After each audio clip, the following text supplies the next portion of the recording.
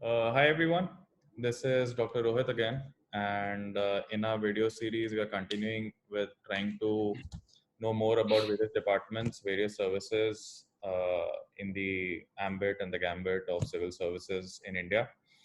And मेरे साथ आज हैं Dr. Navneet Sharma. He is my senior from MBBS days. He's senior to me. Sir, आप 2 साल senior है ना? हाँ यार 2006 में आपका entry था. Five entry batch right. So आप मौलाना आज़ाद से थे, मैंने यूसीएमएस से एमबीबीएस किया. I mean we both did it from university of Delhi and like many other people हम कभी नहीं मिले, कभी we didn't cross each other और एनीथिंग. जबकि हम कई बार एक ही जगह पे रहे होंगे during the festivals in most probably festivals and all. वो हुआ होगा and finally we met after I joined in Kerala. You, as such, belong to the Kerala cadre. Sir, आप थोड़ा सा अपने आप को introduce कर दीजिए to begin with. Okay, so hello everybody. I am Navneet Sharma. I am IPS 2015 batch officer born on Kerala cadre. I completed my schooling from Delhi, and then after that I joined Maulana Azad Medical College in 2005. From 2005 to 2010 end 11 March, I was doing my graduation. So once I graduated, after that I joined in Maulana Azad Medical College only as junior resident, and side by side I was preparing for these entrance tests. There was 2013 UPSC Civil Services exam. I got Indian Railway Traffic Service. I trained with railways for say 9 months, 9 or 10 odd months. After which 2014 Civil Services exam, I got Indian Police Service. So I'm 2015 batch IPS officer. I went to the IAS Academy, Lal Bahadur Shastri National Academy of Administration for foundation course. After the foundation course, I joined National Police Academy Hyderabad, and ours was the first batch where the concept of going on leave and preparing again, those things were started. Otherwise, normally IPS officers were not allowed to sit. They can sit for the exam, but they were not allowed to take leave during training only. They could have written exam, but ours was the first batch which were given this option. So like around 30 of us, we availed that option. So I went on leave for 1 year, wrote the exam again, and then I trained with 2017. Then 2018, I joined in Kerala as assistant superintendent police. I was on the post of assistant superintendent police for 1 year and 4 months, and post which I was promoted to superintendent of police. And last close to 1 year, I'm SP in Kerala now. Right. So this is the overall profile. Let's in a nutshell, but we'll be exploring many aspects of it. Yes. Awesome.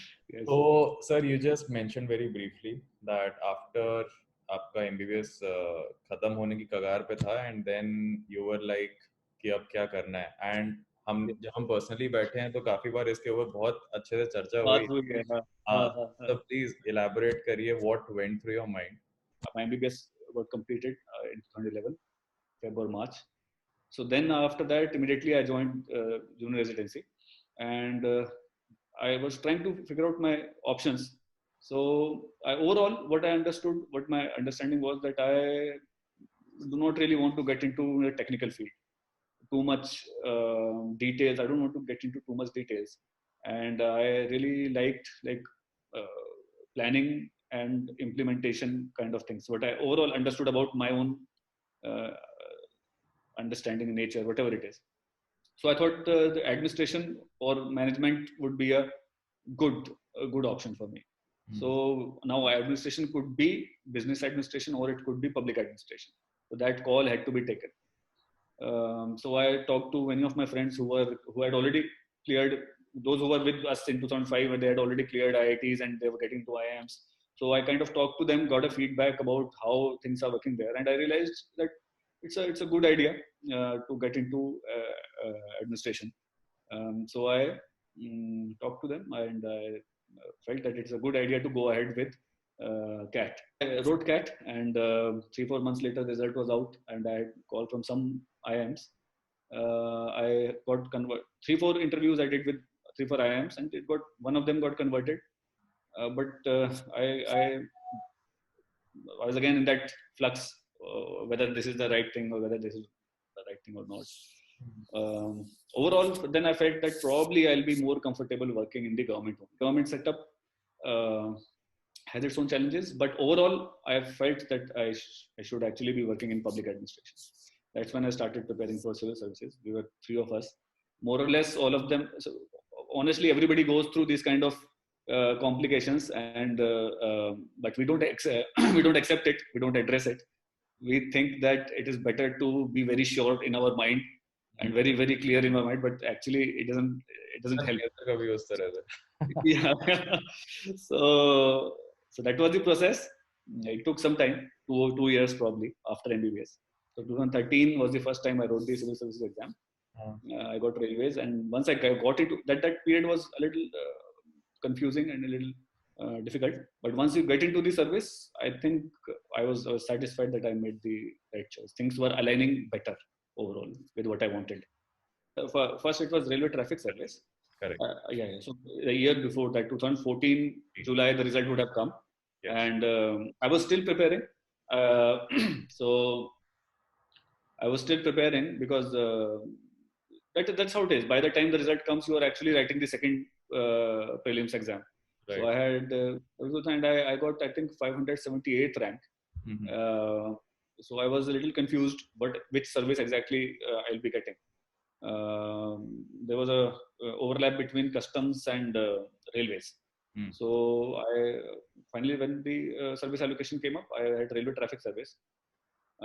Generally, I had nobody. While on training, you must have continued your studies. So wo kaisa tha? Because obviously. So after this, actually, I from the first time I took exemption from foundation course. So I got 3-4 months of exemption from foundation course, right. And that's when I prepared for next exam. I completed my mains of that year in December first week, and December second week or second week, yes, I was supposed to report to Railway Staff College, Baroda, for railway training. So I moved there. It's a fantastic place actually. All those who are in railway service, they will completely agree to it. At Railway Staff College is one of the best academies to have fun, to learn. And railway is a engineering heavy subject, engineering heavy domain. But I never felt out of place or anything because as such our role was administrative ministry managerial only. So and whatever engineering related inputs were required, they were adequately given. So not a problem at all. But yeah, I was preparing for interview with that. During that preparation, I was preparing for interview because mains I had already written. So that was not very difficult actually because we got time. There was fixed timing of preparation, so we got enough time. And then just before interview, I took 3-4 days leave, came to Delhi, gave my interview, and went back and joined railways. But after that I did not prepare because I think it had been 2.5 years or something of preparation, 3 years probably. So I thought that this is my last attempt. That was my second attempt, but from my side it was like, okay, I'm done with it. So both ho gaya. So I went back, joined railways, had a good time, and by the time results of that interview came up, I got police service, and I thought, fair enough, I'm happy. Similarly, you land up in Hyderabad. So yes. NPA किस तरह से different था, and what were the like? NPA is very different. So NPA is basically it is a training academy for a police force. So it has that regimentation and that rigor has to be there. And NPA probably has maintained those standards of a rigorous training academy. So before that, so like any IPS officer will have a life before NPA and life after NPA. Achha. So and life during NPA. So and they're completely different. So before that, whatever was our definition of difficult or strict, or all that got changed. Right. So we were now getting used to of a new regimen of strictness. So first 1 week is a little. They give you breathing space. So they'll first assess you. So first 2-3 days there are only assessments. What physical efficiency level you are at, how much in 12 minutes how much you are able to run, how many kilometers, and how many push-ups you are able to do, how many pull-ups you are able to do, how many sit-ups you are able to do. And there are 4 sports that you are supposed to be really good in. First, football, volleyball, basketball, and handball. So they'll make you play and they will assess your ability. Then, so first week is basically assessment. And after first week, they divide the entire 150 into squads of 30 each. So any force works on the concept of platoons and sections and company. So on the same pattern, NPA will divide us into one squad of 30, and one squad is equivalent to one platoon in the force. So we have, and generally in forces we have one company of around 100-120 men. So you can say that NPA is training one company of IPS officers, each of which have 7 platoons were there. So 8 rather. So 8 squads were there. So that is a structure more or less. Okay. And so then they make, on the basis of that first week assessment, they make, so the squad 1 will have those who are the fittest, squad 2 will have lesser fit, then squad 8 will have the least fit individuals. Okay. And then the entire pressure will be on squad 8 to catch up with the squad 1 and 2. So the day starts at 5:20 a.m.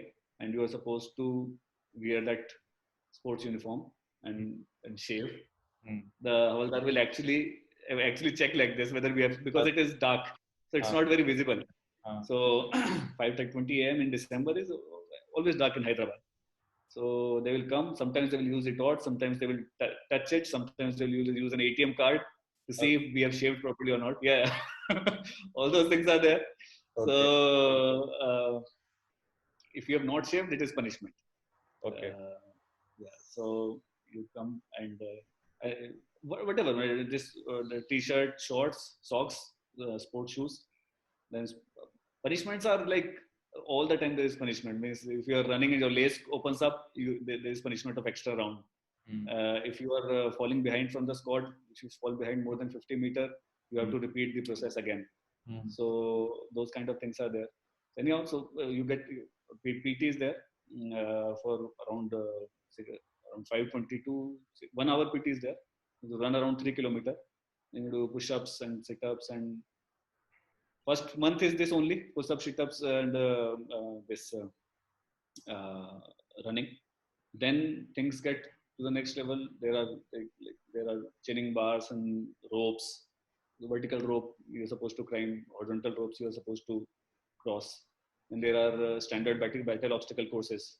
So this is now a PT of second or third month will look like this. There will be battle obstacle course. So you are wearing that dangri, that fatigue uniform with weapon, and there are 27 obstacles, standard obstacles, like whatever you would have seen in some force areas, those long bars, and that you are supposed to walk and cross, or Tarzan rope, or two ropes are there. You're supposed to crawl and cross it.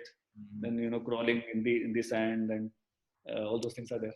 There's a time limit for all this. You cannot skip, and scoring for every obstacle. So second, third month will look like this. Then this is a standard obstacle. Then there's a natural obstacle where there are rocks, and you are supposed to jump over the rock. So there's a circuit that you're supposed to cross in particular time.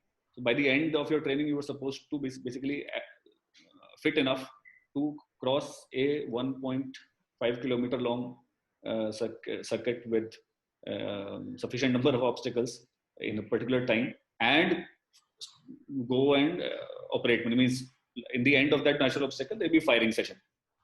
So that is on the physical aspect. So first there will be improvement of physical activity. Then that physical efficiency will be used for battle obstacle course or some other high intensity course. And in the end, it will be operationalized basically. So when we pass the phase 1 exam, the exam is like there is a scenario that in a particular place there is a hideout where so many terrorists are there. So first you are supposed to collect your men and brief them. So briefing is also a thing that is given, that is trained, on which you are trained, and you are examined. So there's a examiner who's checking how well you are briefing.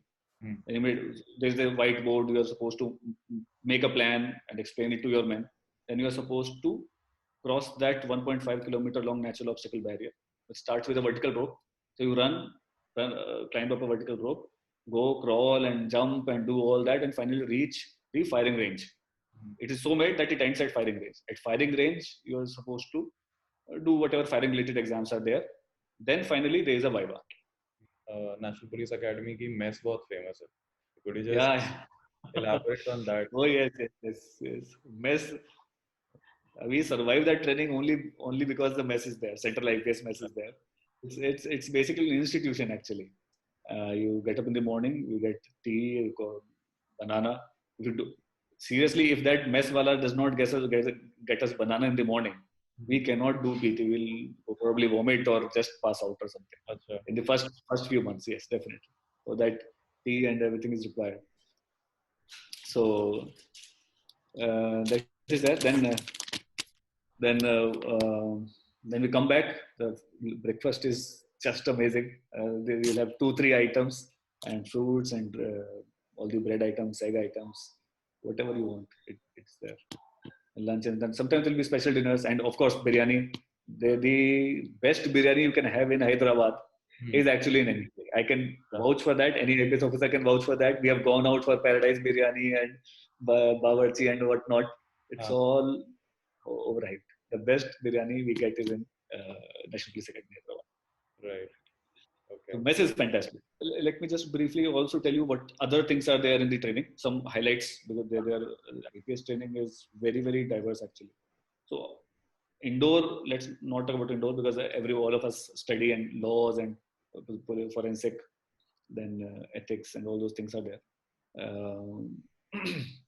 In the outdoors, basically, the daily routine is this. Then parade is there.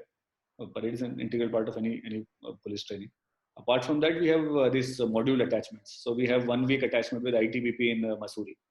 And that's another means really tough. There's something called STAR exercise. Anybody in the forces will actually know what ITBP STAR exercise is. So it is again on the basis on the lines of this operation only. But what they add is that there is a steep hill on which you are supposed. There's a track on the hill, and they will pour water from the top. So this is all mud which is flowing down, and you are supposed to crawl up on you're down, you are completely in the mud, and you're supposed to crawl up the entire hill, and they are firing on overhead. Okay. There's an LMG fire going on overhead. Of course, there's a safe distance, and there are explosions, detonations going on. So the entire idea is to simulate an actual firing and IED explosion scenario, and you are supposed to crawl into a muddy hill and reach a place to clear that basically. So that's something that people don't generally forget. And there's a rock climbing module there only. Rock climbing and multiple modules related to ITBP. Basically, that is for high altitude training. But finally, when you do, you realize you have climbed like 30-meter high or 40-meter high straight rock somehow. I don't know how, but you have just climbed. So those kind of things are there. Then horse riding is there, which is really fantastic. It's a little scary, but they ensure that by the time you are like done, you are able to at least trot or not gallop really, but you are able to trot or canter. Up to canter we are supposed to do. So walk, trot, and canter, and overall general confidence on horse riding. In swimming, we are supposed to do 50 meter without any break. Many people learn swimming in NP only. It's a little difficult because at this age, as an adult, it's difficult to catch up. But eventually, people are able to clear. Somehow, they are able to. So there's a lot of stress to learn a lot of things in a very short span of time. But it's all the system is there. You end up learning. So training is really, really life-changing kind of thing. So from Hyderabad, you were given Kerala cadre. So let's just start. Kerala cadre के बारे में आपके कुछ notions पहले रहे होंगे, कुछ यहाँ पे आपको महसूस हुआ होगा, तो उसके बारे में बताइए. When I come to Kerala, this is a the difference is around 3,000 kilometers from say Delhi or UP. This is a completely different place with a completely different history, with a completely different socio-economic culture and dynamics and political dynamics. So that has to be appreciated. And model similarly, you go to, equally होगा. sorry, Policing का model भी would be equally. completely different. Yes, yes, yes. Here, there's a lot of engagement with people, and people are not as afraid of police. Of course, that coercive police is coercive arm of the state, so that kind of pressure is always there. If a policeman tells something to somebody, he is bound to follow that. I'm not saying that policing here is not effective. I'm saying people are not unreasonably afraid of police. They approach police and they expect that they will be heard and that their problems that they're bringing will be resolved in a rule-bound, time-bound manner.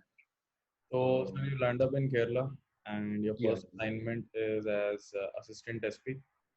And Yes, yes, yes. you must have been an under trainee उस समय. तो वो कहाँ Wait. as an ASP आप कहाँ पे first time? Yes, yes. So in 2018, I reported to Kerala. 2017 end as a ASP training. Our training period is for 6 months. So first 3 months there is a attachment with various offices like SP office, collector office, judge, and as DYSP office, and even at station level you are attached and exposed to various offices. Then for 3 months you are given full charge of a police station, and you are supposed to carry on the day-to-day activities and implement whatever you have in mind, any improvement you want to make. Most of the times you end up basically when you especially so first 3 months you are a relay trainee, so nothing much that you are actually learning. But immediately as soon as you get the station charge, everything is on you. So it's like jumping into a swimming pool without knowing swimming. So that kind of feeling is there, especially for a person like me who came from north, and I did not know even A of Malayalam. There's no A in Malayalam, but alphabets of Malayalam or even. So I was sitting in my SHO room. So I was in Trivandrum Rural. So Trivandrum is divided into two parts: Trivandrum City Commissionerate and Trivandrum Rural.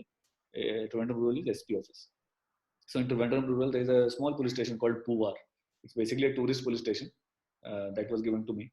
So I went there, and 3 months I was supposed to stay there, handle the situations, whatever law and order situations come up, whatever crime situations come up, and general station management, whatever I could do to improve the overall office.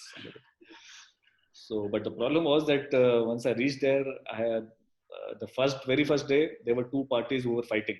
So there were a group of 4 or 5 men on one side, 4 or 5 men on the other side who were fighting on basically one side was poaching the customers of the other side because it was a tourist place. There was a lot of backwaters, and Goa is a fantastic place to travel.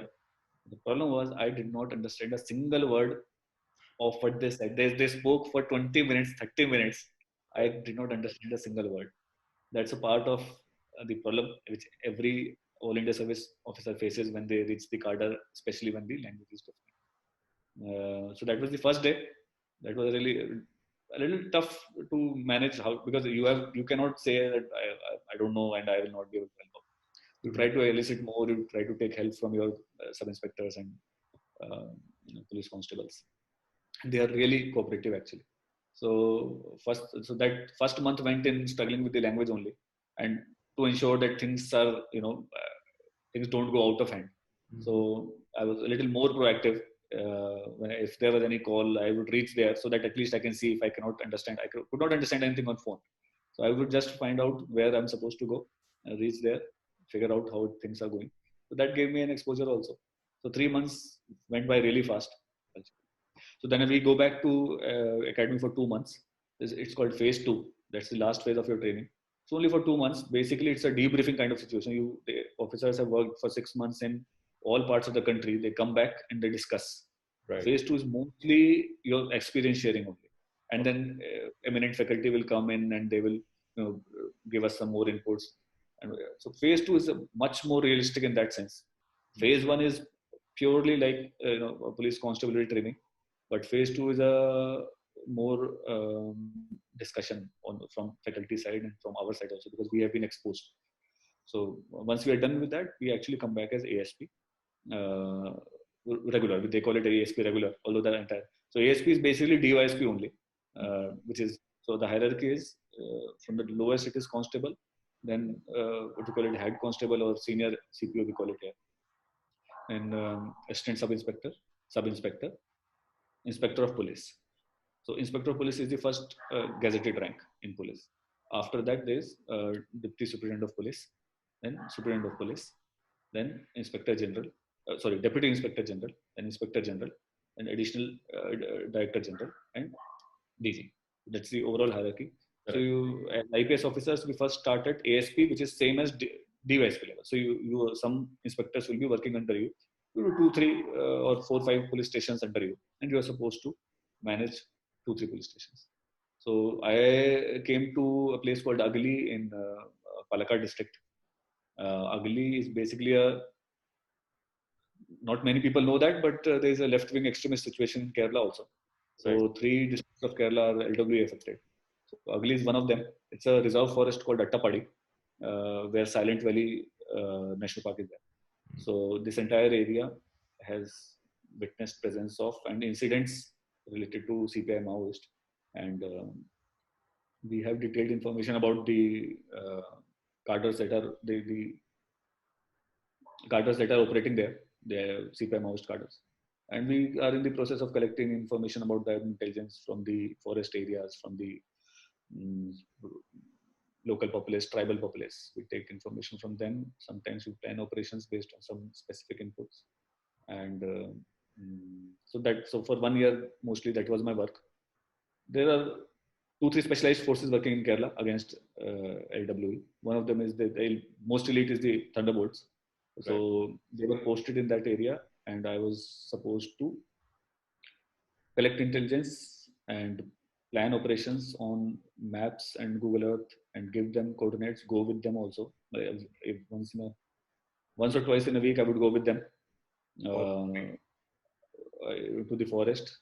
We are supposed to clear around 8-10 kilometers in a day from one point to another point. The entire idea is, we call it area domination exercise. Okay. The entire idea is that our presence will deter their presence. And if somehow we are able to be in the same spot and they engage with us, then we can retaliate. So, but the entire idea is to keep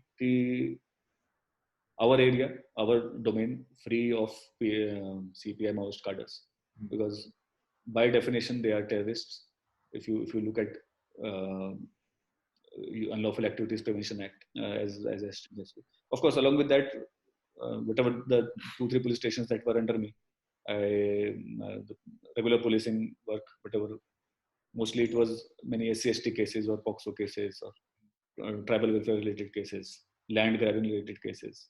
Those cases were part of regular policing. Apart from that, these operations were a separate part.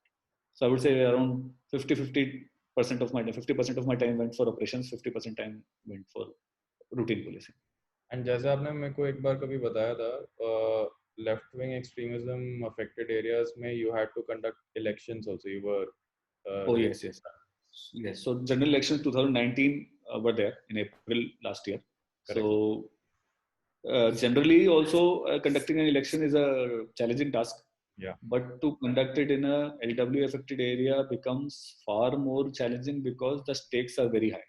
We take a lot of goodies with us, and whatever we can in that 1 month, whatever support we can provide to them. For example, many youths did not have a water tank, right? Any kind of water tank. It becomes very hot in April in Kerala. So not only hot, it becomes very dry, and especially in the hilly areas, there are forest fires also in the hilly areas. So somehow we were able to mobilize around 10 or 12 tanks with the help of private citizens, and we put them in the police vehicles, 4x4 vehicles, and took them to a deep forest area and provided them so that they can have a water source. They can fill it and keep it as a water source. But they appreciated that. Sometimes we'll take new clothes or some material that we have, give it to them. Sometimes we offer them the facility of a community TV Those kind of facilities we give them, and in return that generates a goodwill towards us, and they are able to trust us and bring their problems to us. That is the entire idea. Otherwise they will depend on the PLGA cadres for resolution of their conflict. Correct. So this is a kind of a game, not game actually, a propaganda going on, where this is another very important part of working in a LW affected area. And so I feel this has more impact than actual operations or elimination of terrorists. So I think this is because what happened was that they had called for, the PLJ cutters had called for boycott of elections, and just before 1 week before elections we had received specific input that these 2-3 colonies are, because each colony is headed by a what they call it, Mupan, like a Sarpanch kind of person. And if the PLJ cadres are able to liaison with the Sarpanch, then the entire colony is not going to vote. And 2-3 such colonies they had good relations with. So we got that information immediately. I reported it to the SP, collector, and our higher ups, and they wrote back that whatever you have to do, you do, but there should not be any boycott of the area. So we every day we sent team in, specifically in those tribal colonies. I personally went and discussed the matter with them, and we told them to, this is a very important part, and you are supposed to come and vote. Right. Eventually, so what I'm saying is that this is 1 month before election. This is not even conduct of election. So you are supposed to counter the propaganda. You are supposed to win the trust of the tribals, and finally, when the day comes, then you are supposed to. There was additional deployment of 200 commandos and special forces. So normally I had a force of 200 with me, Thunderbolts and international force and everything. There was additional one company of BSF, around 100 men, and one company of Tamil Nadu Special Police, TSP.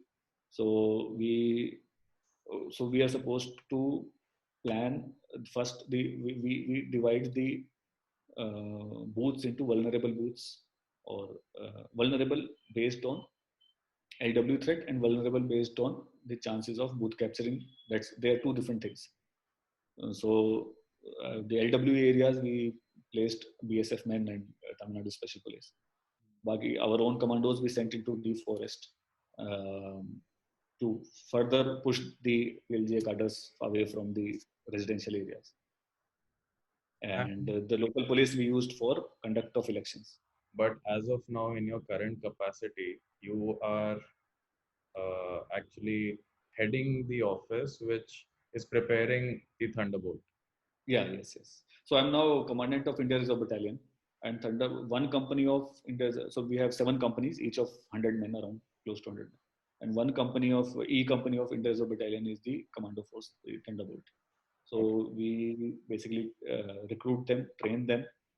The training is basically half of the training is in Kerala Police only, in our camp that we have. We have good facilities for training, and the other half of the training is with CAPF, with the Cobra and NSG and Greyhounds, all these special. So 2 months they'll be posted at with these special battalions. So they have total 18 months of training. So once they're done with those 18 months, then they become really fit. Not just fit. The attitude changes. They are more task oriented. They're more resolute in their action. So that is the entire idea. Right.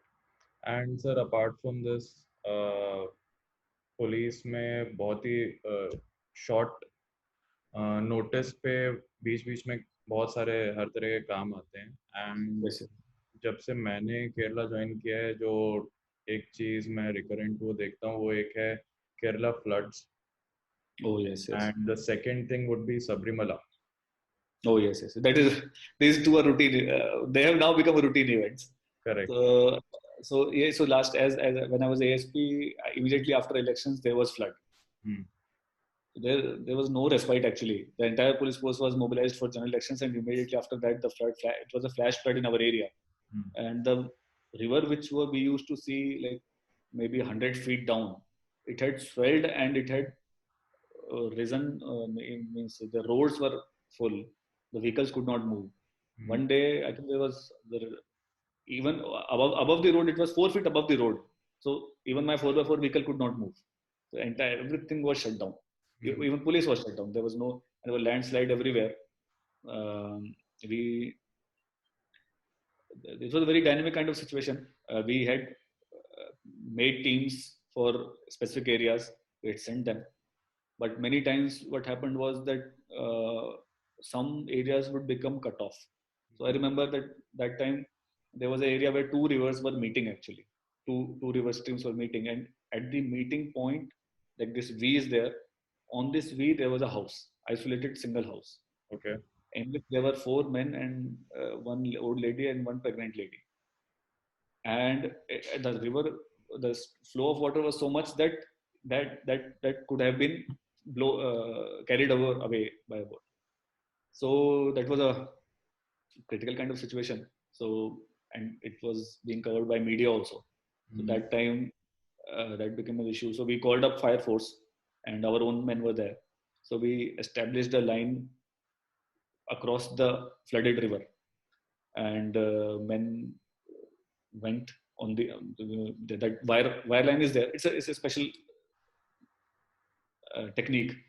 So you throw some heavy weight attached with the wire, you throw across the river, and because river is flowing downstream, so somewhere downstream on the opposite side it will reach. So somebody from there will collect it and bring that boy that thing across, and then you will have a straight line wire across the flooded river. It's I also saw it for the first time. It was a fantastic technique actually. The fire force guys are because they are dealing in rescue operations, so they find that. So then we pull it, and so above the flooded river we have a line of connection, so we can provide food to them. We can communicate with them. We can give, so we packed a mobile phone, hung it on the wire, and it reached there. So we were able to talk. We gave them food also. So they said that they were not very anxious about it, but they said that there is a pregnant lady and these issues are there, and we are worried that if water rises above that, then there is no escape. So finally, we took a decision that we are going to bring them to this side, and that was a little challenging because there's no resource in that area, and there was more challenging because the entire media was there. It was basically that rescue operation was being live telecasted on that day. That was the only thing that was being live telecasted. So there was any error in that, and could have been the results would have been magnified. So, but thankfully everything came up well. So everybody was tied in a harness and hung on that wire and pulled across the flooded river, basically, including the pregnant woman, including a small child whose father decided to hang because a small child could panic on the way. So the child was held by the father, and the father was given a harness, hung on the wire, and brought here. So similarly, police का role Sabrimala में क्या रहता है? Sabrimala, so I went last year as a police controller of Pamba. So Sabrimala is divided into 3 main areas: Sannidhanam, Pamba, and Nilakkal. My more focus was on the vehicle management and crowd management. And for that, we are constantly monitoring the number of people incoming and number of people outgoing. If there is any significant difference between these two numbers, which means that somewhere crowd is swelling up. So then we communicate over the set and we find out if there is an issue, any blockade is there. As long as these incoming and outgoing is constant, we are able to manage. Right. And apart from that, there's a lot of police presence. So their accommodation, food, all those things are also taken care of. Thankfully, there was no incident during my time, but sometimes there are incidents like that verdict-related incidents. Some women will try to suddenly there will be news that some woman is trying to reach the Sannidhanam, so then you are supposed to stop them, talk to them, counsel them, and most of the time they are cooperating with us. Right. and of course media. So this is मतलब हमने काफी सारे aspects cover किए specific to IPS and Kerala cadre, especially early on in the career. Now coming to a very informal kind of a question, as an IPS officer, what are the kind of perks? हर एक department के कुछ ना कुछ perks होते हैं, कुछ ना कुछ बहुत ही key attractions होते हैं. तो 5 साल की सर्विस के बाद आपको आईपीएस के बारे में जब आप आईपीएस के बारे में सोचते हो तो what are those things? Perks में यार, let's say assuming that perks is something apart from the salary allowances and accommodation vehicle that you are getting, I think the biggest perk that you get is the visibility, the uniform. It just distinguishes you completely. Once right now I'm wearing this civilian uniform, but if I sit here in uniform, I will look completely different, and immediate that impact is there when you go out. So people, when you go out as a normal in this cloth and people don't know you, then you feel like a normal person. But once you go out in uniform, then there is an influence that you have, right, among people and wherever you go. Politicians, people, media, everybody will treat you specially, which is a some people like it, some people don't like so much visibility. Many people are not very comfortable with that kind of visibility because you're constantly being watched. Correct. I would say it's a perk because whatever you say, it is heard. Whatever you do, people follow that. So that perk is, this is apart from any other service. This thing is very, very specific to IPS. Right. And apart from that, I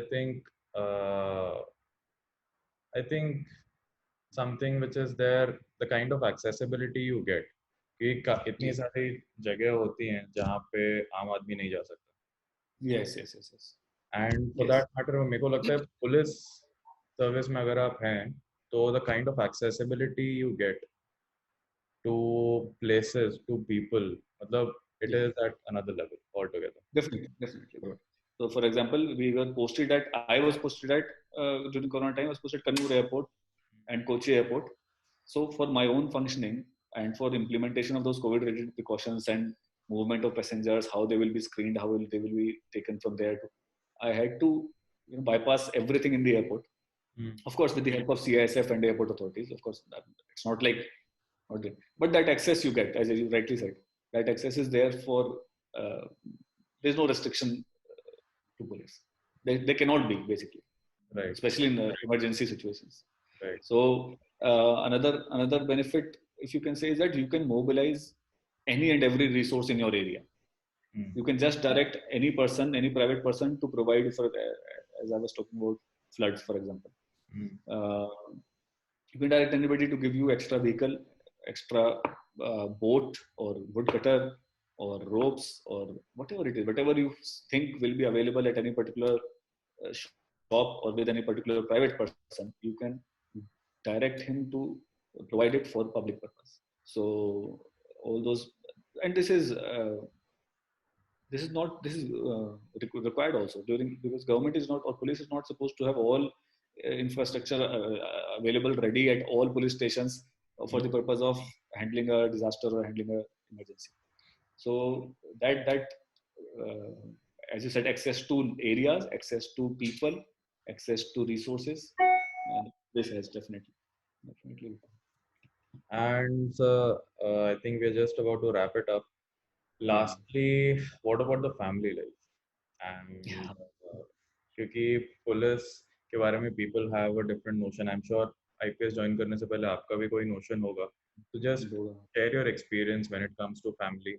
You're married now. Otherwise, you have a family back in Ghaziabad. So being in police service, किस तरह से family manage होता है generally? So I would say this is true for anybody any IPS officer who is in any cadre. Even if I was in UP cadre or somewhere nearby or home cadre, things would have been on personal life. Things would have been same. There's so much demand from work life that the personal life definitely uh, not suffers, but it is affected negatively many times. So a lot of understanding with the spouse is definitely required, and if the spouse is not cooperative, then life is going to be very, very difficult. So I'm thankful to my wife for that matter. She's been very understanding, even though situations have been really difficult. Right. Because there's being from outside, there's no social structure to help. We had our kid also here. I mean, the delivery was there, but pregnancy and after the delivery, as of now, my 1-year-old kid is here only. So those demands are always there. Sometimes we are able to meet up to personal demands. Most of the times we are not able to meet up, honestly, because as last time we were talking about, I was posted in Kannur and Thrissur and 2-3 other charges, and then special charges of COVID, and where I'm going to stay on that particular day, even I don't know. So I cannot tell my wife that today I'll be home or I'll not be home, or whether this week how many days I'll be able to come back home. So those there is a, especially after at SP level, I think there's a lot of responsibilities and a lot of accountability also. So anybody who's coming into IPS service or wants to come into IPS service should be ready for a lot of professional accountability and responsibility, and a lot of challenges on the personal aspect, which should be, which we'll have to handle. There's no other way. Right. Otherwise, it's not problematic. Things are going on. Eventually, things settle down. It's just that you need to better balance. Yes, you need to prioritize. Sometimes you have to leave everything and prioritize home. Take up paternity leave or take up some leave and make up for that lost time. Correct. Right, sir. I think बहुत ही अच्छा session था. मेरे को actually बहुत सारी चीजें पता चली, despite the fact that we have been regularly sitting off and on and talking about our own work life. And it's really, but मेरे को बहुत अच्छा लगा. मेरे को बहुत सारी चीजें IPS के बारे में पता चली. Thank you so much for your time. And thank you for taking up this initiative. Yeah, I really think, because as an aspirant, I had nobody in service. मतलब कोई होता है ना कि फैमिली में कोई ये है, IAS हैं, IPS हैं, इस टाइप से. I had nobody, so it's very difficult to take that decision. What exactly is it? Whether I'm filling IPS as my first option or second option or third option, whether I really want to go there, or I'm just filling the option only based on some perception, or Kerala Cadre for that matter. So hopefully that this initiative of yours is going to help everybody who's got into service, got into Kerala Cadre, or wants to come into the service. So all the best for that, and I hope you get representatives of all services, so that this becomes a really good platform for people to go to again and again, and to take a decision. Get a perspective, mostly to get a perspective on get a perspective. Frankly, मैं अपने बारे में बोलूँ तो मेरे case में भी यही होगा कि एग्जाम लिखते टाइम बहुत सारी चीजें ना हमको पता होती है ना हम सोचते हैं. नहीं पता होता. बट जब एक बार वो लाइन क्रॉस हो जाती है और हम उसमें सरकारी तंत्र में आ जाते हैं, बहुत सारी चीजें हमको पता चलती हैं. बहुत मेजॉरिटी चीजें अच्छी ही होती है. मेजॉरिटी अच्छी होती है. बट वो एंजाइटी रहता है ना कि पता नहीं क्या यार, IAS क्या होता है पता नहीं, IPS क्या होता है पता नहीं. या मेनी टाइम्स की इतने सारे सर्विस है, 20-22 सर्विस है, कौन सा सर्विस को प्रेफरेंस देना है, कौन सा सर्विस को नीचे करना है, क्या करना है. For that matter, if you look at defense estate, yours, I'm so jealous sometimes. I see the kind of facilities and perks you're getting, and generally the nature of work that you have. It's a fantastic, actually. So if I knew it back then, I would definitely have kept defense estate very high. But exposure is needed here. Anyhow, but this is a good idea, actually. I hope it helps everybody. I'm sure even I hope the same. Sir, thank you so much. Have a good life and a good tenure over there. I know you're busy because you're there in the office, Abhi. I won't take a lot of it. Thank you so much, yaar, and see you again. Right, sir. Bye, sir.